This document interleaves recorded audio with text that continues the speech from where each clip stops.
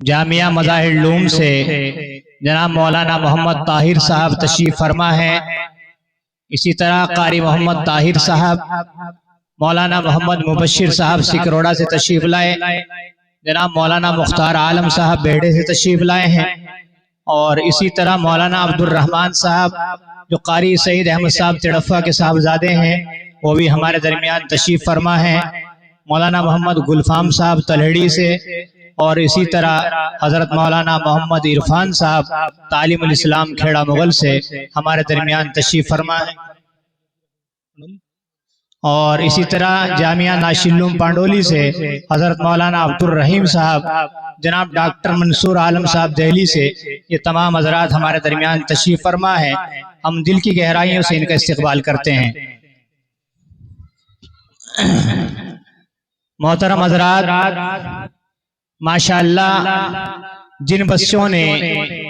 امسال ہمارے جامعہ میں قرآن کریم حفظ مکمل کیا ہے، اسی طرح جو طلبہ تجوید و قراءت سے فارغ ہوئے ہیں یا وہ دور حدیث سے فارغ ہوئے ہیں، ماشاءاللہ ان کی ایک اچھی خاصی تعداد ہے۔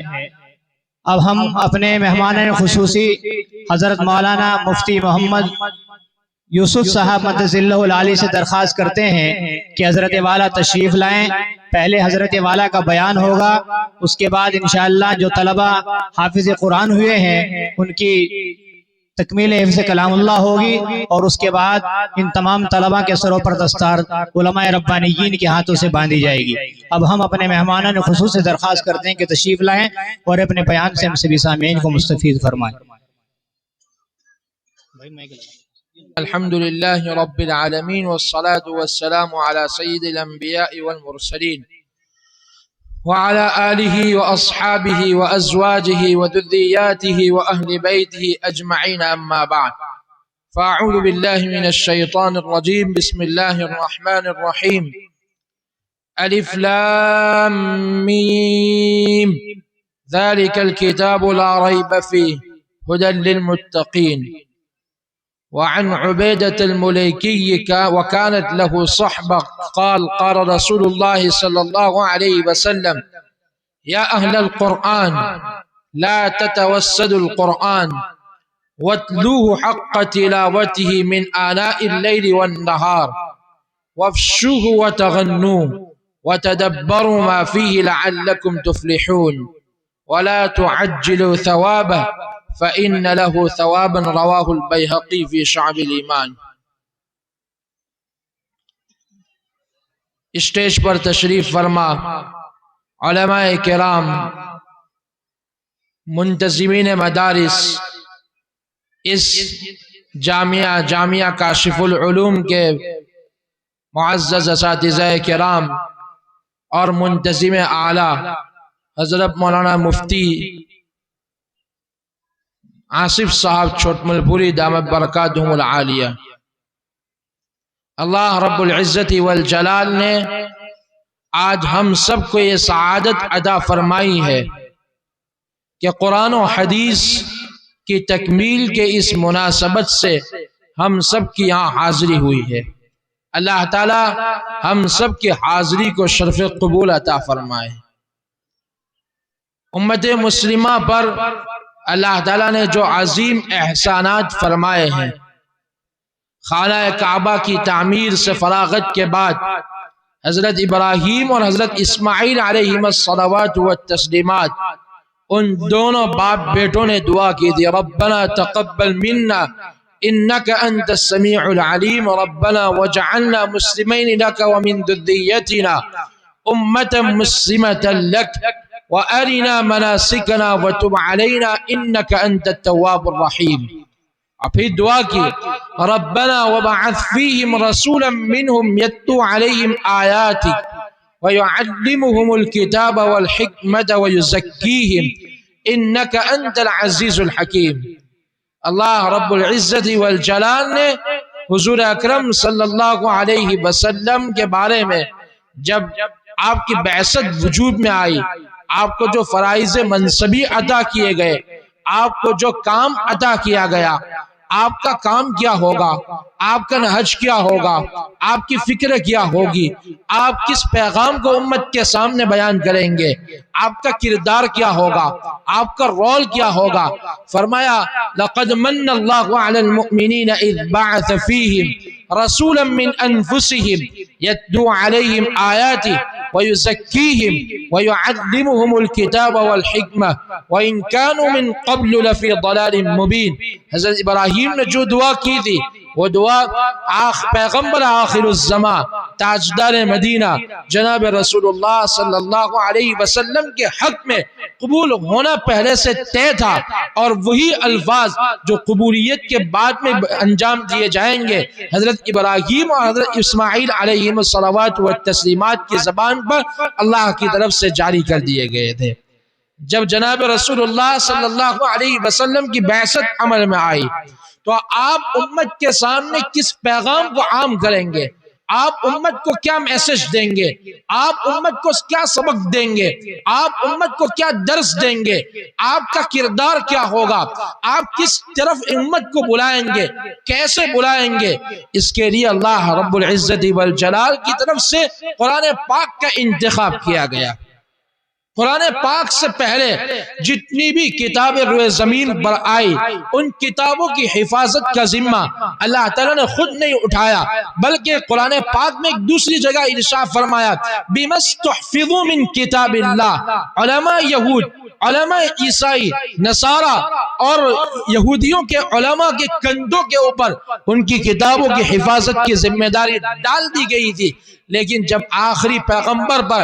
آخری میسج، آخری پیغام، آخری پیام، آخری رسالت نازل کیا جا رہا تھا تو اعلان فرما دیا اِنَّا نَحْنُ نَزَّلْنَا الذِّكْرَ وَإِنَّا لَهُ لَحَافِظُونَ، کہ ہم نے یہ قرآن پاک کو نازل کیا ہے، ہم نے یہ نصیحت نامے کو نازل کیا ہے اور ہم ہی اس کی حفاظت کرنے والے ہیں۔ اس قرآن کے بارے میں اعلان صاف کر دیا گیا ذَلِكَ الْكِتَابُ لَا رَيْبَ فِيهِ، کہ اتنی عظیم الشان کتاب ہے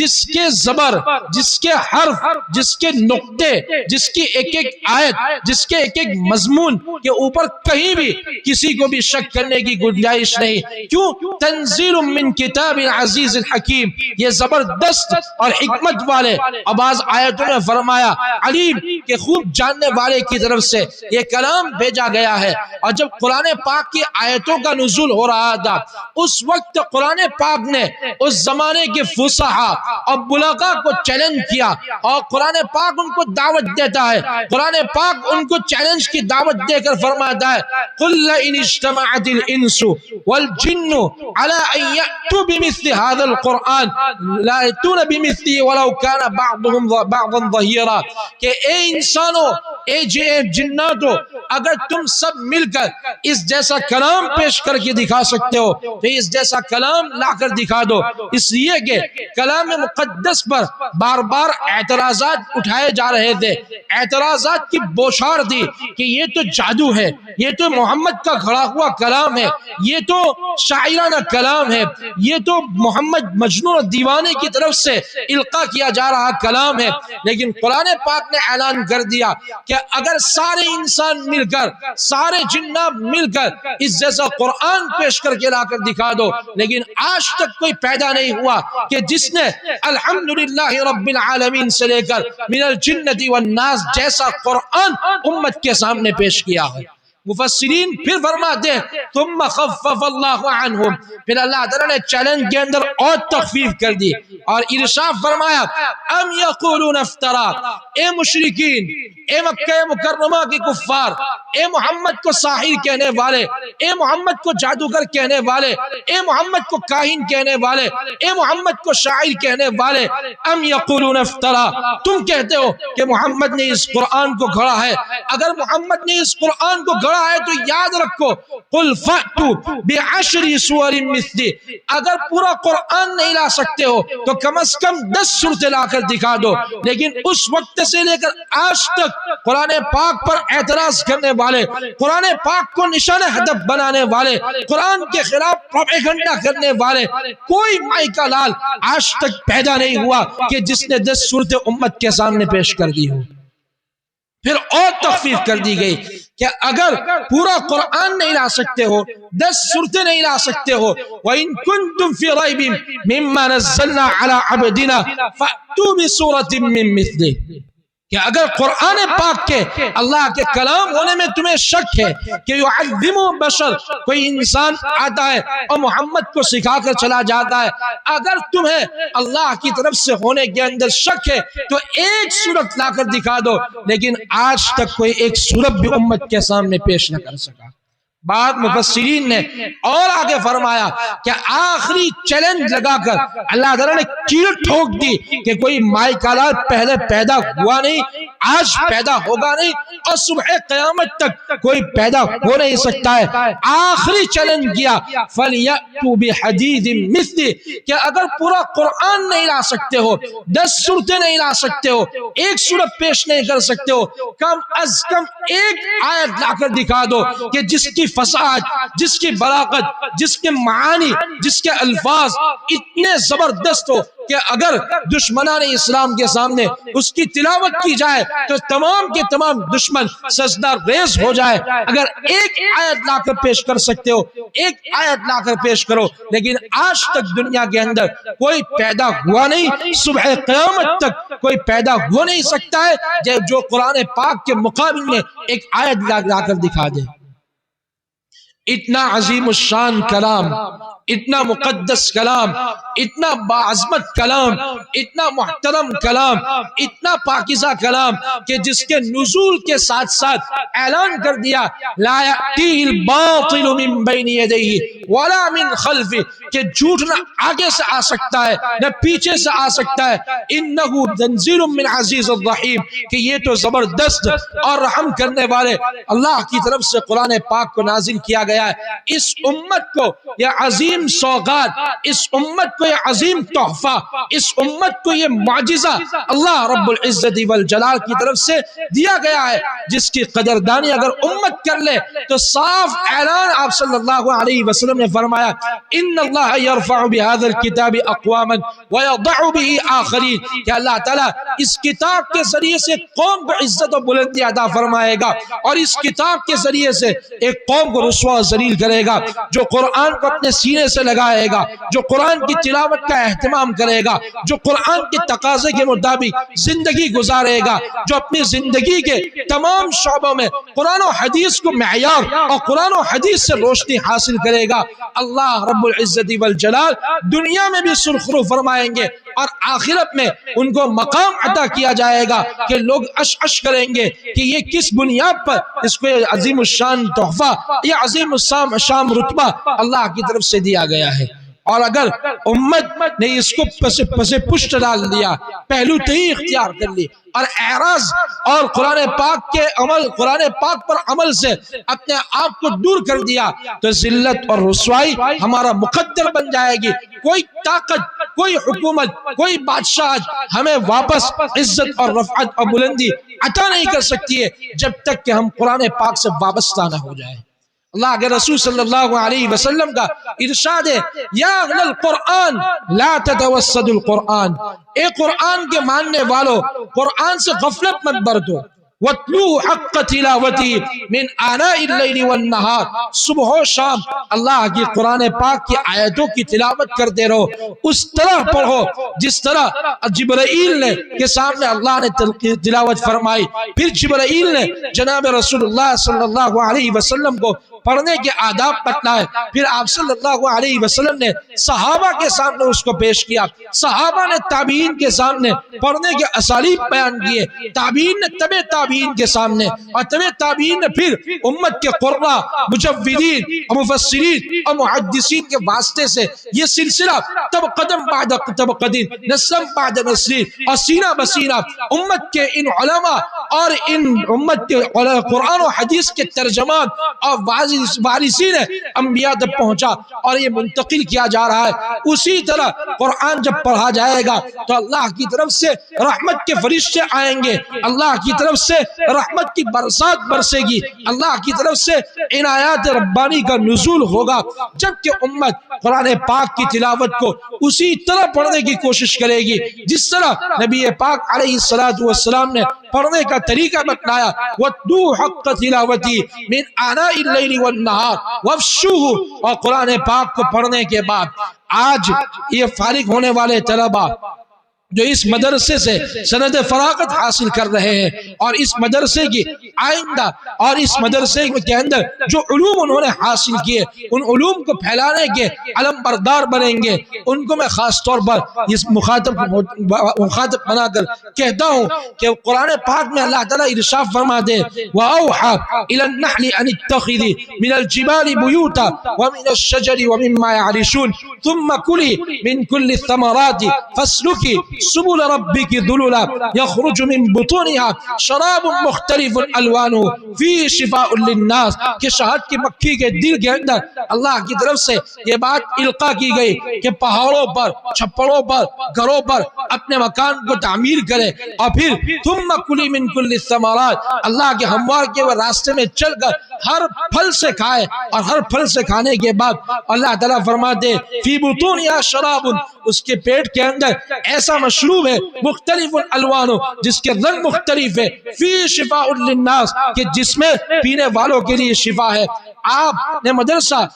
کاشف العلوم چھٹملپور میں فقہ کی تعلیم بھی حاصل کی، تجوید کی تعلیم بھی حاصل کی، آپ نے تفسیر کے شعبے سے بھی فائدہ اٹھایا، آپ نے حدیث کی تعلیم بھی حاصل کی، آپ نے نحو و صرف کو بھی پڑھا، آپ نے منطق و فلسفے کو بھی پڑھا۔ فی بطونکم مختلف الوان، کہ تمہارے پیٹ کے اندر مختلف علوم و فنون اللہ رب العزت والجلال کی طرف سے ان اساتذہ کے واسطے سے ودیعت کیے گئے ہیں۔ جب آپ امت کے سامنے جائیں گے قرآن کو لے کر، حدیث کو لے کر، فیکم شفا، تمہارے اندر شفا ہے، امت پیاسی ہے، امت محتاج ہے، امت بیمار ہے، ان کی بیماری کا علاج، ان کی بیماری کا نسخہ، ان کی بیماری کا وظیفہ، ان کی بیماری کا انجیکشن آپ کے ہاتھ میں۔ آپ جب قرآن پاک کو وفشوہ، اس پر عمل کرنے کا عزم کر لیں گے، امت کی زبوحاری ختم ہو جائے گی، امت کی بیماریاں صحت سے تبدیل ہو جائے گی، امت ظاہری و مادی اعتبار سے بھی ترقی کی راہ پر چل پڑے گی۔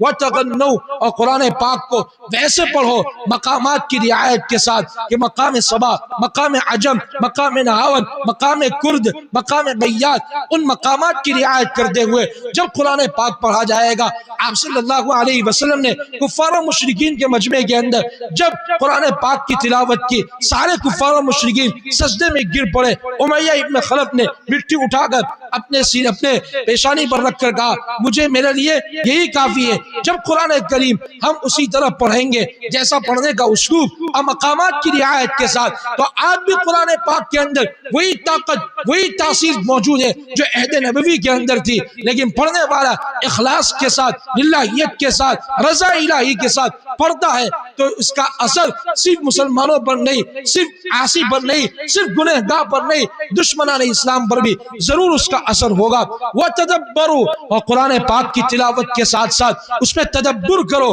اس کے معانی کو دیکھو، اس میں علم الاحکام بھی ہے، علم الجدل بھی ہے، علم التذکیر بعلاء اللہ بھی ہے، علم التذکیر بایام اللہ بھی ہے، علم التذکیر بالموت وما بعد، جس کی طرف حضرت شاہ ولی اللہ محدث دہلوی نے اشارہ کیا۔ یہ تمام علوم ہیں، ان علوم کو پڑھ کر، ان پر عمل کر کے امت کے سامنے اس کو پھیلانے کی ذمہ داری ہم سب کی ہے۔ آگے آپ صلی اللہ علیہ وسلم ارشاد فرماتے ہیں اگر تدبر کرو گے، قرآن پاک کو جیسا پڑھنا ہے اس کا حق ادا کرو گے، اس کو پھیلاؤ گے، لعلکم تفلحون، شاید کہ تم کامیاب بن جاؤ گے۔ ولا تعجلوا له ثوابا، اور قرآن و حدیث کی خدمت کے اوپر کبھی یہ امید مت رکھنا کہ مجھے کوئی عہدہ مل جائے، مجھے کوئی منصب مل جائے، مجھے کوئی کوٹھی مل جائے، مجھے کوئی محل مل جائے، مجھے کوئی کار مل جائے، مجھے دولت مل جائے، مجھے پراپرٹی مل جائے، مجھے دینار درہم اور باؤنڈ مل جائے، فإن له ثوابا، اس کا ثواب اللہ کی بارگاہ میں ایسا ہے کہ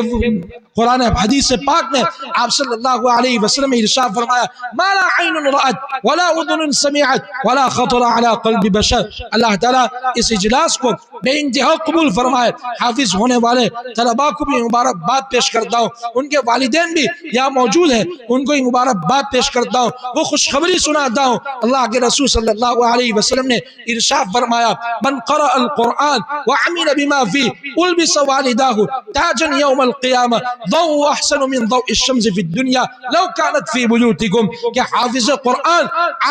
عالم قرآن و حدیث ان کے والدین کے سروں کے اوپر کل قیامت کے دن ایسا تاج پہنایا جائے گا. لیکن وہ مجمع کیسا ہوگا؟ علماء لکھتے ہیں پہلے انسان سے لے کر آخری انسان وہاں پر جمع ہوگا. آج تک دنیا کے اندر کوئی ایسا جلسہ منعقد نہ کر سکا اور صبح قیامت تک اللہ کے علاوہ کوئی ایسا جلسہ منعقد کر نہیں سکتا ہے کہ جس میں حضرت آدم علیہ السلام سے لے کر آخری انسان موجود ہو. ایسے مجمع کے اندر حافظ قرآن کے والدین کو، عالم قرآن و حدیث کے والدین کو بلایا جائے گا، ان کے سروں کے اوپر تاج رکھا جائے گا اور جس کی روشنی پورے محشر کو منور کر دے گی. اور حافظ قرآن کو کہا جائے گا اقرا ورتقی ورتل کما کنت ترتل فی الدنیا فإن منزلک عند آخر آیت تقرأها، پڑھتا جا چڑھتا جا اور ایک ایک آیت کو پڑھ کر وہ اپنی منزلوں کو طے کرتا جائے گا. مشہور قول کے مطابق 6000 سے زائد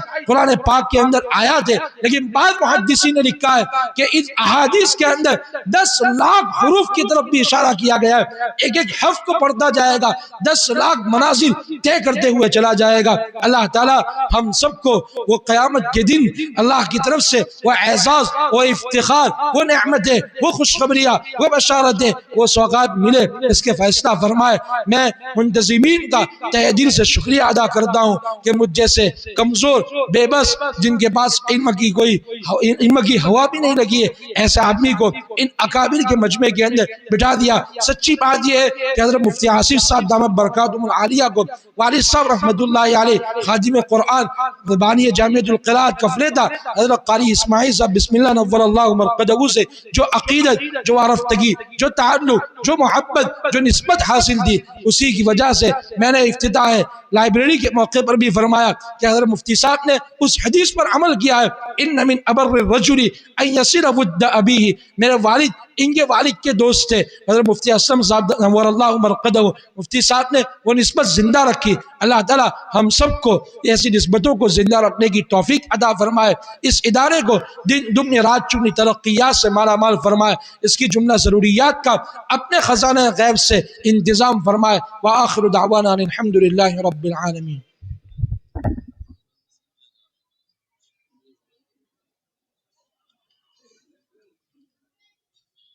بسم اللہ الرحمن الرحیم. حامد و